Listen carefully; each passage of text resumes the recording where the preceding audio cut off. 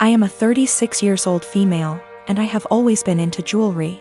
I used to own a variety of jewelry sets, but due to unfortunate circumstances, most of them had to go so I could afford rent after I lost my job. My husband never got lucky to land a job since 2013. Thankfully now I have a stable job that gets us by from month to month. I also kept one set of jewelry which is the most valuable whether momentarily and / or sentimentally, since it's part of family heirloom. The set includes a pair of earrings, a bracelet and a necklace. All gold material, and again they are worth decent amount of money. My brother-in-law has been with then-girlfriend for 10 years and they recently got married. It was a huge deal for the family. My husband wanted to get them a decent wedding gift and tried borrowing money from friends and neighbors but got turned down. He kept stressing out about it for weeks, and just the other day, the wedding was days prior and the groom and bride are off to their honeymoon, I discovered that my jewelry set was gone. I freaked after my husband nonchalantly said he gifted it to his brother's wife as a wedding gift. I was fuming. I asked how could he, and he replied that he had no money and nothing of value to give the newlyweds, and besides that set has been sitting in the closet since July 2019 and I never wore any piece of it, so he figured I'd forgotten about it, but he said he'll figure a way to pay me or get me a similar one once he starts working, but I very loudly told him absolutely not and gave him 3 days. Just 3 days to return the set or I'll stop paying for everything in the apartment. He looked puzzled like he couldn't believe I was serious. He said he doesn't want to cause an issue, but I said it's already there, and if he doesn't want issues all he has to do is contact his brother or his wife and retrieve the set or go get it himself. He tried to twist the argument and offer the same solutions as mentioned above, but I refused. I said I just want my set back and he has 3 days only. He kept talking about how tasteless and disrespectful it'd be for him to retrieve a wedding gift, and said this will damage his relationship with his brother and family, and also how impossible it was to retrieve the set in 3 days, when the couple are on their honeymoon in another country. He said I was financially abusing him by threatening to stop paying for anything knowing I'm the breadwinner. Also, he refused to give me their new contact info to retrieve the set myself. One of my best friends lives in a different country. We met years ago online and have talked almost daily to what is approaching a decade. We have both flown back and forth once or twice a year to see the other and hang out, and we've always been there for each other's big moments. She found out last year that she is expecting her first child, and it was amazing news for us all. I was so happy for her to start the family I know she's always wanted with her husband.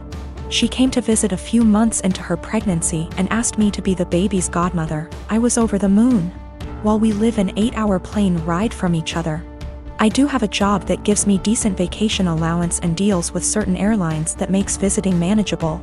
I knew that I could be there for her, and told her that whenever she was ready for someone outside of the family to be there, I would make the trip. Last month, she had her baby shower, and I only found out when I saw on Instagram a mutual friend who lives in the same city as me had surprised her at the shower. I hadn't been invited. I was a little hurt and surprised, but it was the busiest month of the year for the company I work for, and I knew she knew that. So I figured that could be the reason, sent my gift by airmail and said congratulations. However, now she's reached out to me and told me that she has asked another friend, the same person who went to the baby shower, to be the baby's godmother, and that she only wants her child to have one. I felt like I'd been punched in the gut. I was heartbroken and felt a bit betrayed. For 6 months I have been excited to take on the role. My own godmother lives in New Zealand and has done for most of my life, so I knew it could work. Knew how to stay in contact and be a part of the child's life while living in another country. But now she's taken back her offer and chosen someone else. I wouldn't be so upset if she had chosen someone who lived closer, but she has replaced me with someone who lives in the same city as me, so it's not a distance thing. We have been friends for years. I have been there with updates, support and love her whole pregnancy. And at no point was there any clue she had changed her mind until the baby shower a few weeks ago. I don't know if I should confront her, tell her I'm hurt, or just accept her decision. It's her baby, and I would never want to force her into a decision she wasn't happy with. I just don't know what to do or say to her now. I want to let her know I'm sad that I'm missing out, but I don't want to sound like I'm whining. And I want to know why she changed her mind, but I'm scared the answer will just upset me. I'm 15 years old. I have a stepsister who is a couple years older than me, and she is really seriously disabled. I'm not sure what's wrong with her because no one ever wants to discuss it with me, but she's nonverbal, breaks her bones a lot, and has severe epilepsy and will have many fitting episodes. She also doesn't understand stuff. That's probably the easiest way to put it. She's just a human body with nothing inside. She's my stepmom's daughter. My stepmom married my dad 3 years ago and they dated only for a year before that. I don't know my stepmom very well and I don't really get on with her. We are respectful to each other, but I'm basically living with strangers because she's so busy with her daughter and my dad. I am always on my own and I used to hate it, but I'm used to it now.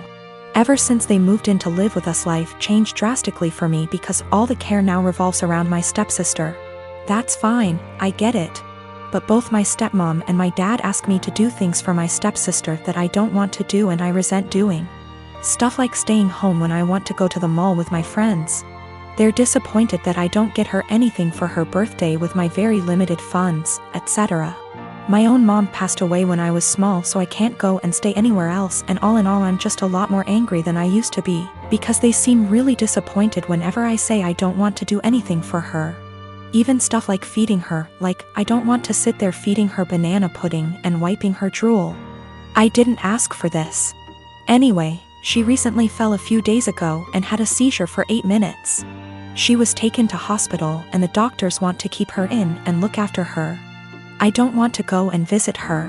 I remember seeing my mom in hospital before she died and I just hate hospitals and I sort of hate my stepsister, and I just don't want to go and visit someone who doesn't even know I'm there. My stepmom is really upset with me and so is my dad. They haven't yelled at me or anything, but they are both being super cold towards me because I don't want to visit. My grandma who lives in Canada called me about the blue and told me it was okay. And I don't need to force myself to go to the hospital, so I'm assuming my dad has told her I'm refusing to go. He keeps pleading with me, but I keep telling him I'm not doing it. I told him hospitals remind me of mom and he got even more upset and said my stepsister might die and I need to stop being so selfish towards my stepmom. My cousin Jake got outed about 4 or 5 days before his 18th birthday in the summer. His parents, my aunt and uncle, made arrangements for him to be sent to one of those awful camps that claim they could cure him. A kid in his community was forced to go and came back and was clearly not well, so Jake didn't want to go. Jake ran away from home and jumped from one family house to another. His folks didn't file a missing person report because they didn't want to look bad to their neighbors. They just told them that he went to that camp willingly. He disappeared in the middle of October and turned up in my city a week later. After making sure he was safe to bring home, my wife and I allowed him to stay. He didn't want me to tell the rest of the family for a while, because those people at the camp keep showing up to take him. I made sure to talk to a lawyer, who assured Jake that they cannot take him. 3 days ago, he told his parents he was here. A few hours later, those damn camp people showed up, but they were unable to take him. My family has been blowing up my phone for the last 2 days, angry that I didn't tell someone sooner. Well, Jake didn't feel safe yet, and still doesn't. I wanted to make sure he was ready. Still, even those that want to protect Jake is upset with me for hiding him. I figured I wasn't the for hiding him from my more narrow-minded family. It was those that really wanted to help Jake that made me feel guilty. They were all scared out of their minds and wanted the peace to know he was okay. I felt bad for not telling them. Though I am sure they wouldn't had turned him in, I felt bad because we were working on keeping him safe. Also, we got a lawyer who got the police on the lookout for those camp people in case they try anything. Jake is not going out alone until we are sure he is safe. We are looking on how to get his paperwork, like his birth certificate, here because no way he trusts his parents to just hand them over. My granny-in-law is talking to some people that could help.